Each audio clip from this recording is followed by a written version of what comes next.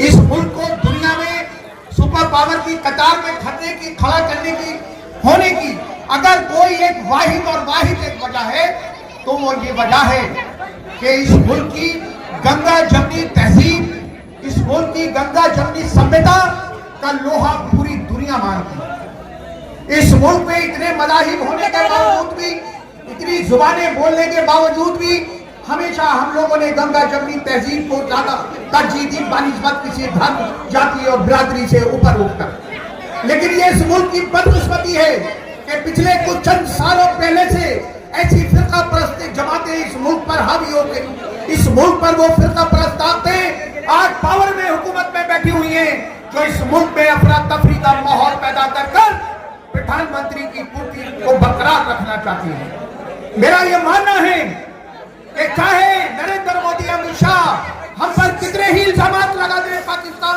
और ISI के agent की हैसियत से, लेकिन मैं ये बात कहता हूं कि जो लोग इस मुल्क के गद्दार थे वो पाकिस्तान चले गए और जो इस मुल्क की सरजमीन में से प्यार करते थे वो इस मुल्क की सरजमीन पर ही रहते हैं।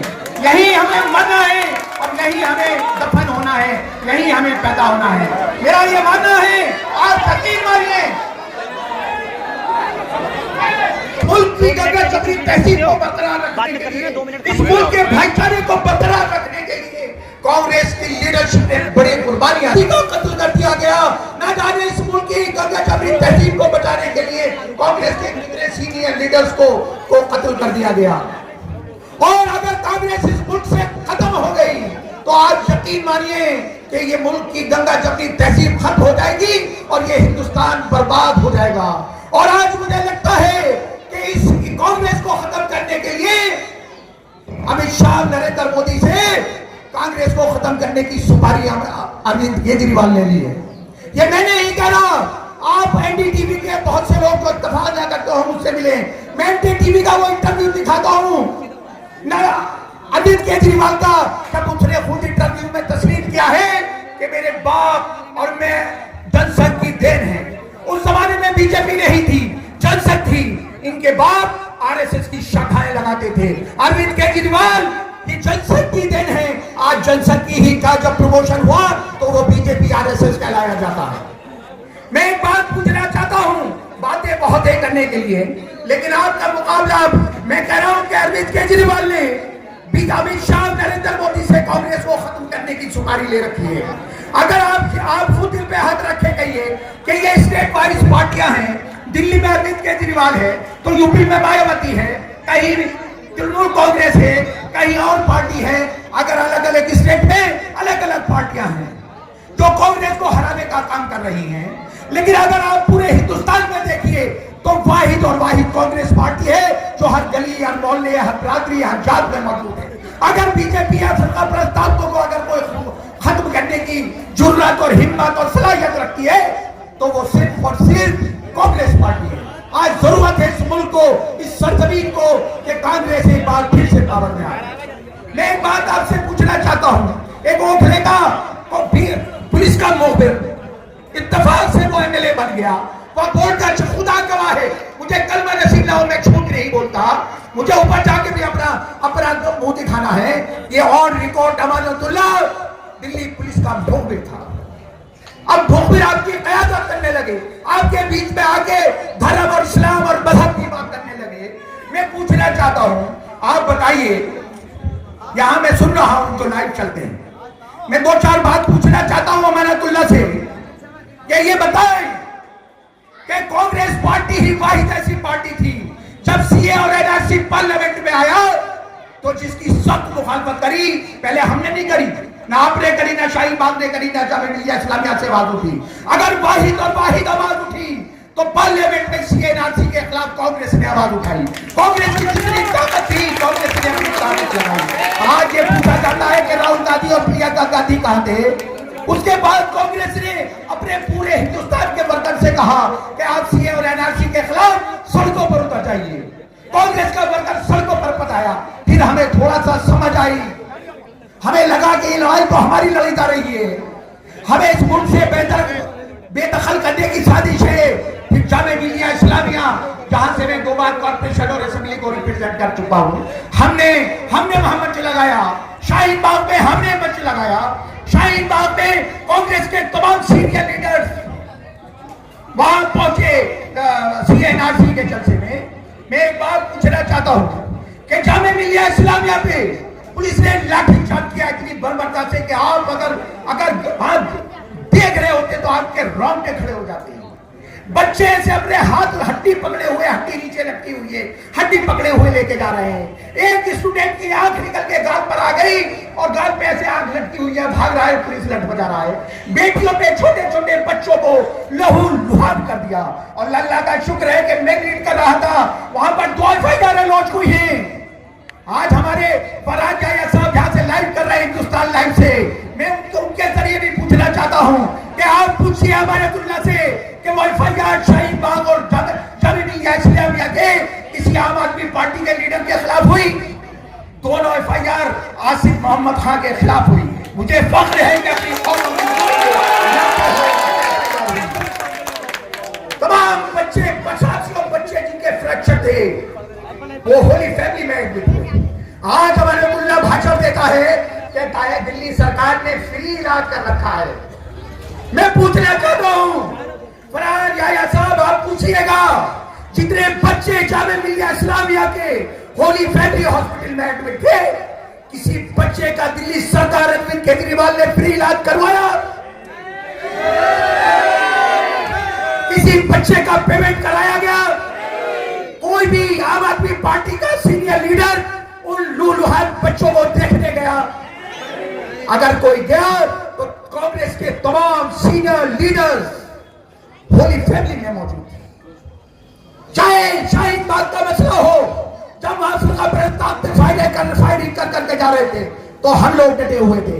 एक भी आम आदमी पार्टी का कोई लीडर बता दे कि हमने शाहीन बाग में मंच किया। ऊपर से अरविंद केजरीवाल क्या कहता है? कहता है कि गलत तरीका है रोड जाम करने का शाहीन बाग का। अगर ये तमाम चैनलों अखबारों में छपाया आपने पढ़ा होगा, देखा होगा, अरविंद केजरीवाल ने कहा कि 2 घंटे के लिए अगर दिल्ली पुलिस मुझे दे दी जाए तो मैं शाहीन बाग को खाली करा दूंगा। आप बताइए, अगर मैं कहीं झूठ दे रहा हूं मुझे अल्लाह के सामने भी कभी पेश होना होगा। अगर मेरी गलत बयानी है, अरविंद केजरीवाल ने कहा कि गलत तरीका है रोड जाम करने का, और चाहे कोई भी फैसिलिटी वहां दिल्ली सरकार की तरफ से मुहैया कराई गई, न पानी के टैंकर, न शौचालय, न बिजली, बल्कि हमारी मुखालफत करी गई अरविंद केजरीवाल की तरफ से। आप अभी आप देखिए कि इस मुल्क के हालात क्या पैदा हो गए हैं कि 2 मोहल्ले के बच्चे, छोटे छोटे मासूम, ना सच्ची में अगर लड़ जाते हैं तो उसे भी मजहबी रंग दे दिया जाता है। मासूम 4-4, 5-5 साल के, उसमें दंगा फसाद हो जाता है। अभी आप देखिए कि अगर गुंडे हैं, अनसोशल एलिमेंट है, वो चाहे किसी धर्म से, किसी मजहब से ताल्लुक रखते हो। अभी रिंकू शर्मा का मर्डर हुआ, हम उसकी मजम्मत करते हैं, लेकिन आपने देखा हालात क्या पैदा किए गए। और सोने पे सुहागा राघव चड्ढा प्रेस कॉन्फ्रेंस करता है आम आदमी पार्टी के हेडक्वार्टर में और कहता है, आप और से सुनिएगा, चैनलों पे देखा होगा, अखबार में, अगर मैं गलत बयानी कर रहा हूं आप प्लीज मुझे टोक देना। रिंकू शर्मा के मर्डर के बाद राघव चड्ढा जो स्पोक्समैन है वो चैनलों पे आकर प्रेस कॉन्फ्रेंस करता है और कहता है बड़े शर्म की बात है कि बीजेपी के राज में इस मुल्क का हिंदू जो है वो सेफ नहीं है। उन्होंने कहा बड़े अफसोस की बात है कि बीजेपी के राज में इस मुल्क में कोई जय श्री राम का नारा लगाता है तो उसका मर्डर हो जाता। ये आम आदमी पार्टी का स्पोक्समैन कहता है, वही जुबान बोलना है तो बीजेपी आरएसएस बोलती है। अरे अगर तुम्हें बोलना था राघव चड्ढा तो तुम्हें यह कहना चाहिए था कि ये बड़े शर्म और अफसोस की बात है कि इस मुल्क का हिंदू हो जो जय श्री राम बोलता हो और मुसलमान है जो नारे तकबीर अल्लाह अकबर का नारा लगाता हो, सरदार है जो वाहेगुरु कहता हो, क्रिश्चियन है जो गॉड ईसा मसीह का नाम लेता हो, कोई भी इस मजहब में यकीन रखने वाले आज की तारीख में इस मुल्क में मतलब सुरक्षित नहीं है। आपको यह कहना चाहिए था, ना कि यह कहना चाहिए कि जय श्री राम का नारा बोलने वाला इस मुल्क में सुरक्षित नहीं है। ये आम आदमी पार्टी के स्पोक्समैन अभी 6-7 दिन पहले, अगर आप बाशऊर लोग बात समझ लो, ये बहुत ज्यादा आपको बताने की जरूरत नहीं है, मेरा ये मानना है। अभी हम बहुत लोग ओखला में भी देखिए वो आके यहाँ लीडर बनने की कोशिश कर रहा अमानतुल्लाह। आप सब लोग गवाह हैं।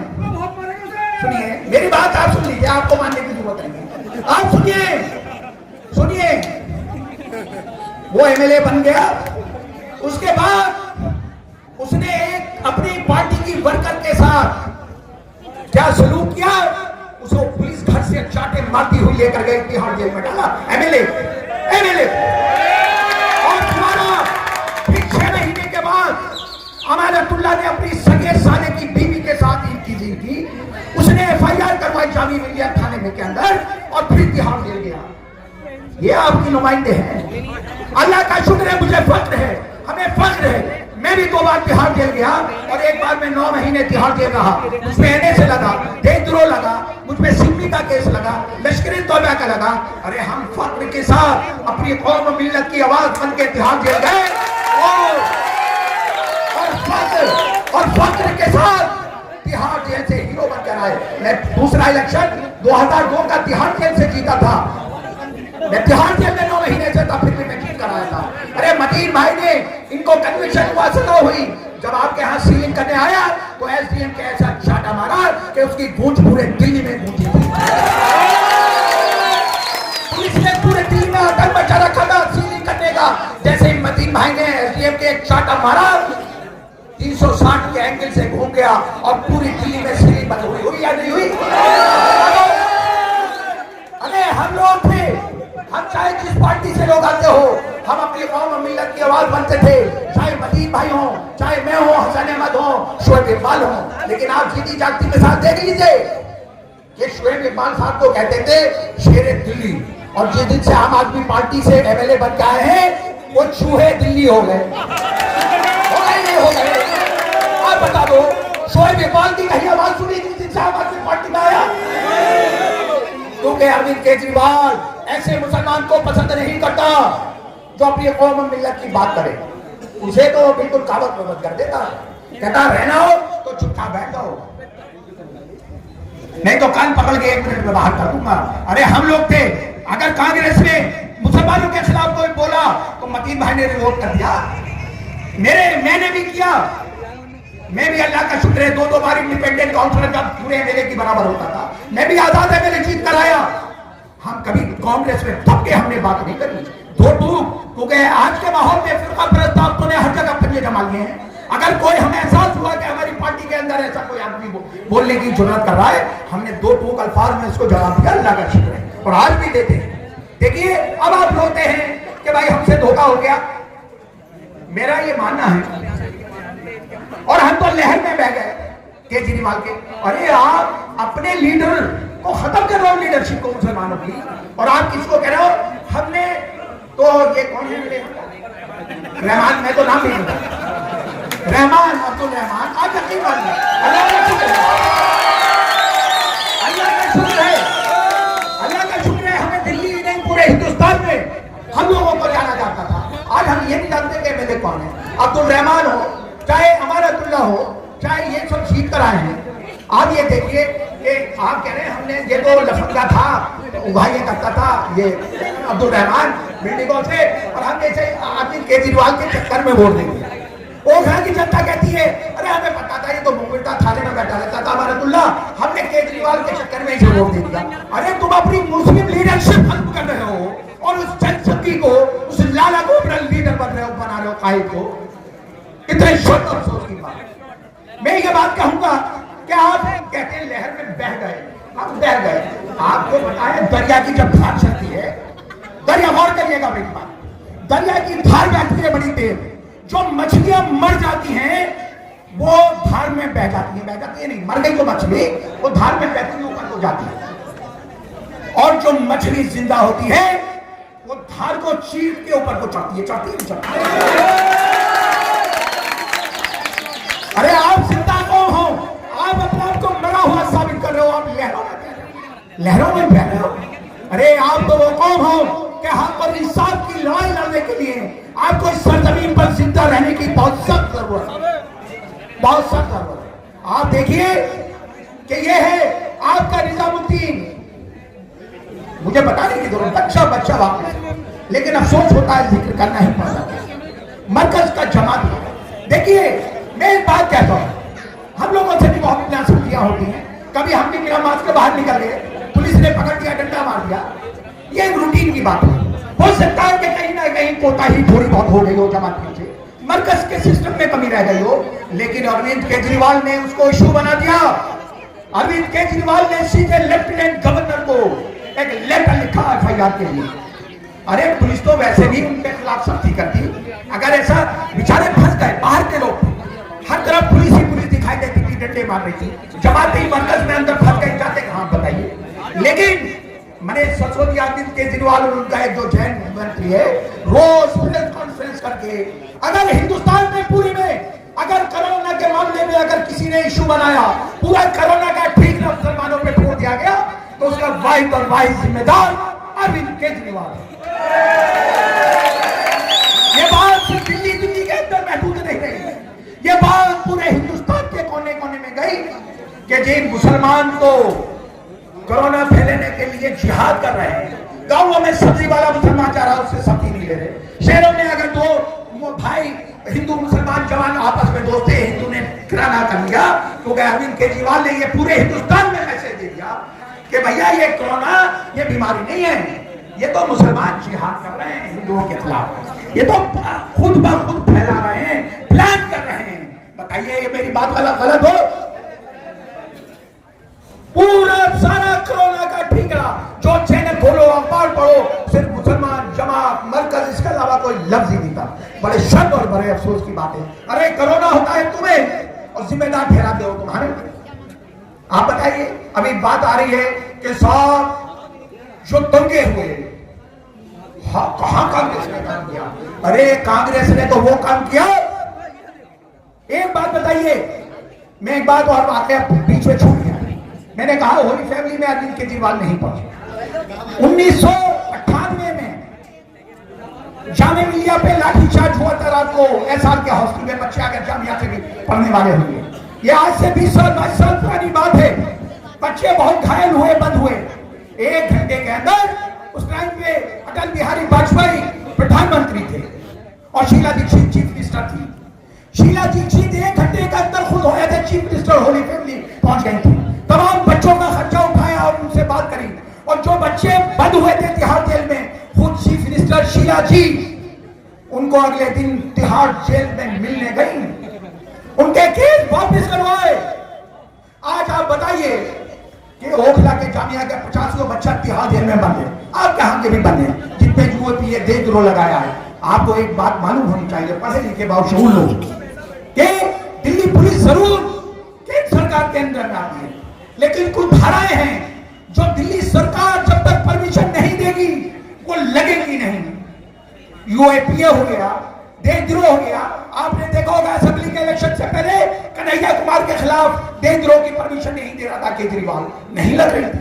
लेकिन जीतने के बाद जितने भी लोग बंद हैं दंगे में, जितने भी जामिया मिलिया इस्लामिया के स्टूडेंट बंद हैं, सब पे अरविंद केजरीवाल ने परमिशन दी है देशद्रोह और यूएपीए की। वापिस करना तो बहुत बड़ी बात है। अरविंद केजरीवाल ने कपिल मिश्रा और रागिनी के खिलाफ क्यों नहीं लेफ्टिनेंट गवर्नर को लेटर लिखा? अगर लेटर लिखा तो जमातियों के लिए लेटर लिखा। अभी बात हो रही थी, अरे आपके बीच में राहुल गांधी आए दंगे के बाद। मैं एक बात और बात कह के खत्म करूंगा, टाइम नहीं। अमानतुल्लाह बहुत आगे यहां भाषण में। ओखला में तकरीबन 120 मस्जिदें हैं माशाल्लाह से। हर मस्जिद से यहां के जो दंगे हुए थे उनके लिए पैसे का इंतजाम किया गया, कलेक्शन किया गया।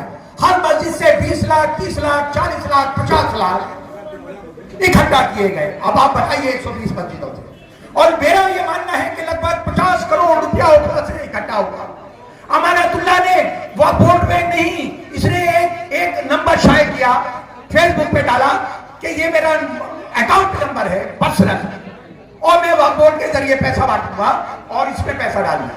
ओखला हल्के से 50 करोड़ रुपया इसने अपने पर्सनल अकाउंट में डलवाया, जिसकी कंप्लेंट जामिया नगर थाने में लॉन्च है। और आप बताइए कि क्या अमानतुल्लाह ने यह 50 करोड़ रुपया बांटा? पूरे हिंदुस्तान से अपने अकाउंट में पैसा लिया। और आज अमानतुल्लाह सबसे बड़ा बिल्डर है। अभी 1 महीने पहले मेरे वीडियो देखे होंगे, देखे थे आपने? 200 करोड़ रुपए की जमीन घेर रहा था टीडीए की, जो स्कूल की जमीन है। ऐसे जो मिला हुआ था, क्योंकि मुखबरी करता है, मिल बांट के खाते हैं। अल्लाह का शुक्र है, बहुत से लोग यहाँ गवाह होंगे। आसिफ आज भी अगर थाने चला जाए तो असर जो की पैंट गीली हो जाती है। मैं नहीं हूं, मैंने ऐसे जो को भी 1 महीने पहले थाने से घसीट के निकाला। तमाम आपने वीडियो देखा। और मैंने पुलिस कमिश्नर से कहा, ज्वाइंट कमिश्नर से, अगर ये थाने से बाहर निकल आया, अगर इसे मैंने हफ्ते में ऐसे चो को देख लिया, तो या तो ये रहेगा या मैं रहूंगा। और एडमिनिस्ट्रेशन को ये पता है, फरहान जाया साहब लाइव चला रहे हैं, ऐसे चो को 4 दिन में मैंने लाइन हासिल करवा दिया। गलत काम करो तो मैंने 4 दिन में बिना मिले होने के बाद भी 4 दिन में उसको मैंने लाइन हाजिर करवा दिया। अभी 1 महीने पुरानी बात है। आज अमानतुल्लाह सबसे बड़ा पूरा वक्फ बोर्ड में पूरा दरहम बरहम इसने कर दिया। मैं कहता हूं 2 महीने की इमामों को तनख्वाह देते हैं, 10 महीने की खा जाते हैं। 10 महीने क्यों नहीं दी? अब जब लगा के कॉर्पोरेशन के इलेक्शन आ रहे हैं, बाई इलेक्शन, तो इमामों को पैसे दे दूंगा। अरे इमाम क्या इतने तुमने सस्ते समझ लिए, इतना कमजोर ईमान समझ लिया उनका, क्या आप 2 महीने की 1 महीने की तनख्वाह देकर उनकी आवाज बुलंद कर दूं? मैं बात खत्म करूंगा, बातें बहुत मैं करता रहूंगा। मेरी आपसे दरख्वास्त है कि ये आपको अल्लाह ने एक सुनहरा मौका दिया है। आखिरी बात कहकर खत्म करें, ये सुनहरा मौका ना अल्लाह ने दिया है कि उन फिरका परस्त ताकतों के गाल पे चाटा मारने के साथ साथ जो आपसे गद्दारी धोखा अरविंद केजरीवाल कर रहा है, जो फरेब कर रहा है, उसको सबक सिखाने के लिए आपको अल्लाह ने यह मौका दिया है। आप ऐसी वोटिंग करिएगा 28 तारीख को कि शायद इसको अकल आ जाए, शायद इसको अकल आ जाए। बैलेट नंबर 1 है जुबैर। अपने देखिए कितना बेहतरीन बच्चा, नौजवान, ये इतना काबिल, ये मैं समझता हूं। आप यकीन मानिए, इसे तो बहुत ऊंचाइयों तक जाना था, लेकिन ये इसके अंदर जिस तरह से भी एक जज्बा पैदा हुआ कि अपने कौम मिलत की खिदमत करूंगा, मैं भी आपके बीच में रहूंगा। नहीं, ऐसे नौजवानों को तो आजकल बहुत आगे जाते हैं, बासलाहियत जुबैर, है ना, माशाल्लाह से। मतीन भाई का ऐसा होनहार बेटा है, आप खूब अच्छी तरह से जानते। बाप में मैंने रहे, बाप में कोई आप कमी गिना देंगे, बेटे में कोई गिनाए तो मैं जानू, बताओ, हाथ उठा दो। जब मतीन भाई का इलेक्शन आए, हो सकता है किसी को, हमसे भी बहुत शिकायतें होती रहती हैं, हो सकता है जब आप शिकायत कर लीजिएगा, लेकिन जुबैर से तो कोई शिकायत नहीं। अल्लाह ने आपको एक मौका दिया है कि आप पहले नंबर पर एक आप हाथ का जो निशान है उस पर आप इतनी जोर से बटन दबाइएगा कि अरविंद केजरीवाल के साथ साथ उन फिरका प्रस्तावकों के मुंह पे भी ऐसा छापड़ लगे 360 के एंगल से पूरा बनता है।